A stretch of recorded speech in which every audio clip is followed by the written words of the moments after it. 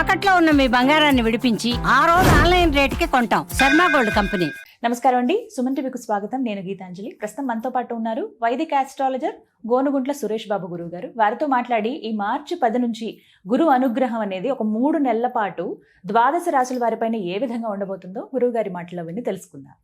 గురుగారు నమస్కారం అండి. గీతాంజలి గారు నమస్కారం అండి. చాలా సంతోషం మీతో మాట్లాడడం. చాన్నాళ్ళు అయిపోయింది, ఎప్పటి నుంచో అనుకున్న సమయం రావాలి దేనికైనా. అంతేనండి. గురుగారు, మరి గురువు వక్రగతి నుంచి మళ్ళీ యథాస్థానానికి వస్తున్నారు మార్చి 10వ తారీఖు నుంచి అని విన్నాము. మరి ఈ సందర్భంగా ద్వాదశ రాశుల వారికి గురువు ఎలాంటి అనుగ్రహాన్ని అందిస్తారు? ఎందుకంటే గురువు అనగానే ఎప్పుడు అనుగ్రహించే గ్రహం అని చెబుతూ ఉంటారు కాబట్టి, మరి ఆ బృహస్పతి గురువు ఎలాంటి అనుగ్రహం అందిస్తున్నారు, ఏ ఏ రాశుల వారికి ఎలా ఉండబోతుందో తెలియజేస్తారా? ఓం గం గణపతియే నమః. స్వర్ణలక్ష్మి నమస్తే అస్తు. పరబ్రహ్మ స్వరూపిణి రాజ్యం దేహి ధనం దేహి సర్వకామాంచ దేహి మే. స్వర్ణలక్ష్మి అమ్మవారు ప్రతి ఒక్కళ్ళకి పరమానందంగా ఉండే ఒక బ్రహ్మ జ్ఞానాన్ని ఇవ్వాలి. ప్రతి ఒక్కళ్ళు తమ కళ్ళతో హోలిస్టిక్గా ప్రతిదాన్ని చూడగల ఒక సామర్థ్యం మనకి ఇవ్వాలి. అలా ఇచ్చే ఒక శక్తి స్వర్ణలక్ష్మి అమ్మవారికి ఉంటుంది. ప్రతి ఒక్కళ్ళకి రాజ్యం దేహి వాళ్ళకి ప్రతి ఒక్కళ్ళకి రాజ్యం దేహి అంటే ఏంటి, వాళ్ళకి అథారిటీ, పవర్, స్టేటస్ సింబల్ ఉండాలి. ధనం దేహి, విపరీతంగా ధనం ఉండాలి. సర్వకామాంచ సిద్ధి, ప్రతి ఒక్కళ్ళకి వాళ్ళ మనసులో ఎలాంటి కోరిక కోరుకున్నా ఇమ్మీడియట్గా తక్షణం నెరవేరాలి అని చెప్పేసి స్వర్ణలక్ష్మి అమ్మవారిని. మనకి వివేకం ఉండాలి. ఏ పని చేసినా కానీ రాంగ్ డెసిషన్స్ మనం ఏది చేసుకున్నా కానీ 10 ఏళ్ల తర్వాత 15 తర్వాత అయ్యో ఆ భూమి కొన్నాను, రాంగ్ డెసిషన్ ఇప్పుడు రియలైజ్ అవుతూ ఉంటాం. అలా రాంగ్ డెసిషన్ చేసుకోకుండా ఇంటెలిజెన్స్, బుద్ధి మనకు ఉండాలి. కాబట్టి గణపతి మనకు అది ఇవ్వాలి. ఈ 2 ఉంటే చాలు. వివేక వైరాగ్యం ఉంటే లైఫ్ అంతా హ్యాపీ అంట ఆది శంకరాచార్య చెప్తూ ఉంటారు. ఇందులో మీరు అడిగిన విధంగా గురువుని గురించి చాలా ఇంపార్టెంట్ అండి. గురువు బ్రహ్మ, గురువు విష్ణు అంటారు. అంటే మనకున్న ఎన్నో జన్మల కర్మలు మొత్తాన్ని కరిగించి ప్యూరిఫై చేసి సన్మార్గంలో పెట్టే ఒకే ఒక్క శక్తి గురువుకు ఉంటుందండి. అందుకనే ఆయనకి బ్రహ్మ విష్ణువు కంటే కూడా ఇంకా పెద్ద అని చెప్తూ ఉంటారు అనమాట. మనం లలిత సహస్రనామం చూసుకున్నా, లేదంటే విష్ణు సహస్రనామం చూసుకున్నా, ఎలాంటి స్తోత్రాలు చూసుకున్నా కానీ, ఎలాంటి పెద్ద పెద్ద హోమాలు చేసినా కానీ ముందు గురువుకి ప్రార్థన చేయకుండా ఏది చేసినా కానీ అది కలవదు. గురువుకి నమస్కారం చేయకుండా వెళ్ళినందుకు ఇంద్రుడికి ఇంద్ర పదవి పోయింది, బ్రహ్మపాతం చుట్టుకొని ఇంకా మళ్ళీ ఆయన స్వర్గం రాలేదు. ఆ తర్వాత అది ఇంకా డిఫరెంట్ స్టోరీ. వాళ్ళ వైఫ్ అదంతా మళ్ళీ గురువు దగ్గరికి వెళ్ళేసి అది పెద్ద ప్రొసీజర్ అనమాట. అంత పెద్ద శక్తి ఉంటుంది ఆ గురువుకి. చూడటానికి చాలా సింపుల్ గా లోన్ ఏదో సంధ్యావందనం చేసుకుంటా, మంత్రాలు చదువుకుంటా ఏదో లాగా ఉంటుంటారు అనమాట. బట్ వాళ్ళ చూపుకి, వాళ్ళ దృష్టికి, వాళ్ళ యొక్క ప్రెజెన్స్ కి చాలా ఇన్ఫ్లుయెన్స్ ఉంటుంది అనమాట. మనకి ఈ కాలంలో కనుక చూసుకుంటే గురువు ఎవరు అంటే అడ్మినిస్ట్రేటర్, ఈజ్ అ మంత్రి.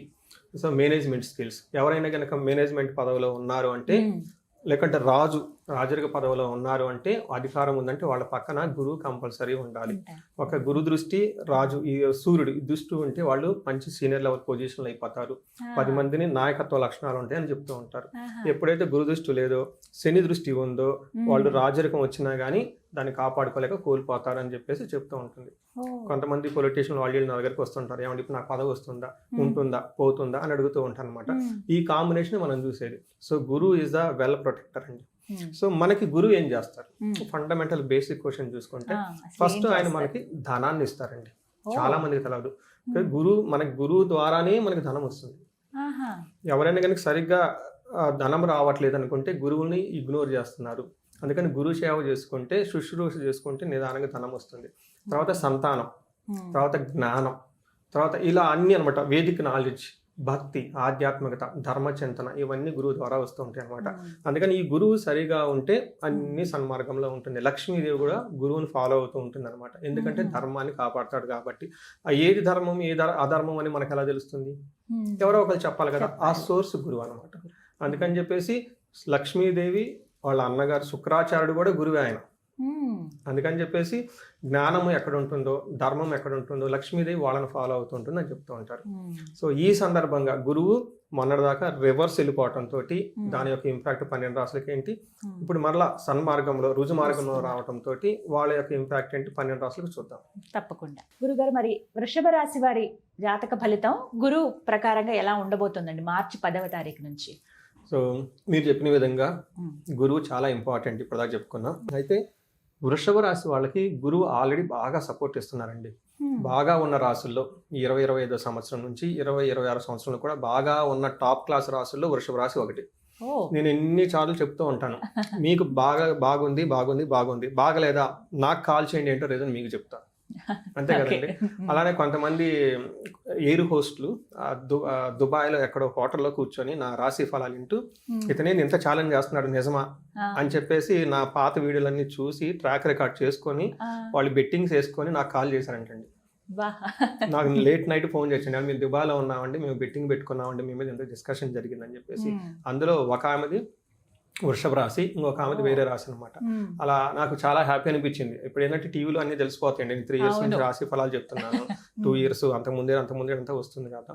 బాగా ఉన్న రాశులు, సక్సెస్ఫుల్ గా ఉన్న రాశులు వృషభ రాశి ఒకటి. ఎందుకు అంటే దానికి ప్రధాన కారణం గురువు కూడా. నేను చూసారా గురువు ఎంత చేసుకొస్తున్నారు. 2 years బ్యాక్ న్యూట్రల్ గా ఉన్న రాశి బాగా వెళ్ళటానికి కారణం గురువు అనమాట. గురువు ఈ రాశి వాళ్ళకి ఎలాంటి ఇప్పటిదాకా లాస్ట్ ఈ రెట్రోగేట్ మనం ఏదైతే చెప్పుకుంటామో కొన్ని విషయాలు వీళ్ళకి స్లోగా ఉందన్నమాట. అయితే ఇప్పుడు ఆ స్లోనెస్ పోయేసి బాగా వృద్ధి వస్తుంది. ఏ విషయంలో అంటే మనస్సౌఖ్యం, యశో వృద్ధి, సౌభాగ్యం, ధనాగమం, ధర్మ వ్యయం, మనస్సౌఖ్యం, ద్వితీయ స్థానకే గురువు అంటారు. ఇవన్నీ చాలా పాజిటివ్ వర్డ్స్ అండి, ఫుల్ వైబ్రేషన్స్ ఉంటాయి ఇందులో.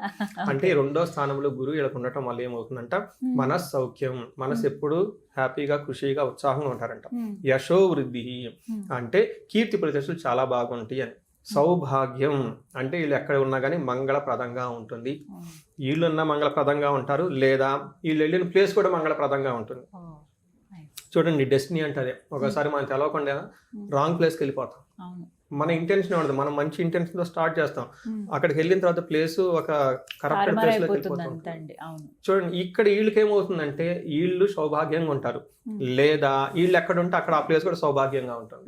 తెలవదండి, మన ఆ మైండ్ అలా నడిపేస్తూ ఉంటాడు అనమాట గురువు. మనం అనుకుంటాం ఫిజికల్ గా పైన ఉండేసి దే విల్ మన కాన్షియస్ మైండ్ ఎప్పుడు ట్యూన్ చేస్తూ ఉంటారండి. తర్వాత ధర్మ వ్యయం, జనాలు అందరూ ఖర్చు పెట్టుకుంటారు. మనకేమంటే ధనం వస్తుంది, ధనం ఖర్చు కూడా పెట్టుకోవాలి కదా.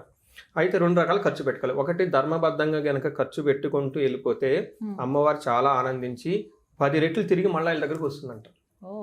అందుకని డబ్బు ఖర్చు పెట్టడం చాలా చాలా ఇంపార్టెంట్ అండి. మనం హోల్ మంత్ అంతా కష్టపడి ఫస్ట్ తీసుకుంటాం. అంటే ఫస్ట్ మనకు శాలరీ రావడానికి మంత్ అంతా కష్టపడ్డాం కదా, కానీ ఖర్చు అలా ఖర్చు పెట్టేస్తారు. వన్ డే కూడా ఆలోచించండి. అలా చేస్తే అమ్మవారికి చాలా కోపం వస్తుంది. అందుకని ఖర్చు పెట్టేటప్పుడు ఎందుకు 3 times ఖర్చు పెట్టాలి. వీళ్ళకి ధర్మ వ్యయం, ఎందుకంటే వీళ్ళు పెట్టే ప్రతి ఖర్చు నోయింగ్లీ అన్నోయింగ్లీ, తెలుసో తెలవకో మంచిదనగా ఖర్చు పెట్టడం వల్ల లక్ష్మీదేవి హ్యాపీ చేసి మళ్ళా ధనం వస్తుంది. సో కొన్నిసార్లు ఈ గ్రహస్థితి సరిగా లేనప్పుడు మనం బ్లైండ్ గా ఖర్చు పెట్టేస్తాం, అమ్మవారి కోపం వస్తుంది. ఏంటి అసలు ధర్మబద్ధం చూడలేదు, నీతి ఏమీ లేదు, అలా ఇచ్చేసాడు ఏంటి, కోపం వచ్చేసి ఇంకా రాదు ఒక దగ్గరికి, బ్లాక్ అయిపోతుంది అనమాట. అందుకని కొంతమంది డబ్బులు ఇస్తే మళ్ళీ తిరిగి రావు, ఎందుకంటే వాళ్ళు స్పెండ్ చేసే విధంగా సరిగ్గా ఖర్చు పెట్టరు. మనకేం అపాత్ర దానం మహాపాపం, డబ్బు రాదంటే చాలా మంది అంటుంటారు, డబ్బు లేదు అంటే ఖర్చు పెట్టడం చేత కాదనమాట. అందుకని ధర్మ వ్యయం అంటారు. సో వీళ్ళకి ఆనందంగా ఉంటుంది, కీర్తిప్రదంగా ఉంటుంది, ధనం బాగుంటుంది, ధర్మకార్యాలు చేస్తూ ఉంటారు, నచ్చిన పనులన్నీ చేస్తూ ఉంటారు. అయితే వీళ్ళకి దీర్ఘాయువు, ఈ టైంలో పెద్దగా హెల్త్ కాంప్లికేషన్స్ కూడా రావు, లాంగివిటీ చాలా చాలా బాగుంటుంది అని చెప్తూ ఉంటారు. కొన్ని విషయాల్లో జాగ్రత్తగా ఉండాలి. ఒకటి పవర్ స్టేటస్, అంటే వీళ్ళు ఓవర్గా టూ మచ్ యాంగ్జైటీ ఫీల్ అయిపోయేసి ఓవర్ లుక్ చేసి ఉద్యోగంలో ఏమంటారంటే ఈ గురువు మనకి ఓవర్ అంబిషన్ క్రియేట్ చేస్తారు. దీంతో ఓవర్గా కమిట్మెంట్ ఇచ్చేసి వాళ్ళ బాస్కి ఆ కమిట్మెంట్ ఫిల్ కాక మళ్ళా వీళ్ళు ఇబ్బంది పడే అవకాశం ఉంటుంది. కాబట్టి ఈ విషయంలో కొంచెం జాగ్రత్తగా ఉండడం ఎంతైనా అవసరం. వీళ్ళు ఇంకా ఏమన్నా బాగుందన్నారు, ఇంకాస్త ఏమైనా పరిహారం చేసుకుంటే ఇంకా మెరుగైన ఫలితాలు ఉంటాయా వృషభ రాశి వారికి? ఖచ్చితంగా పరిహారాలు చేసుకోవాలండి. ఒకటి గురువులకు నమస్కారం చేసుకోవాలి, కుల గురువులను దర్శించుకుంటూ ఉండాలి.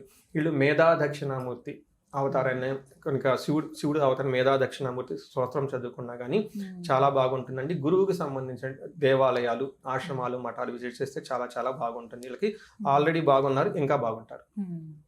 చక్కగా చెప్పారు. ధన్యవాదాలు గురువు. ధన్యవాదాలండి.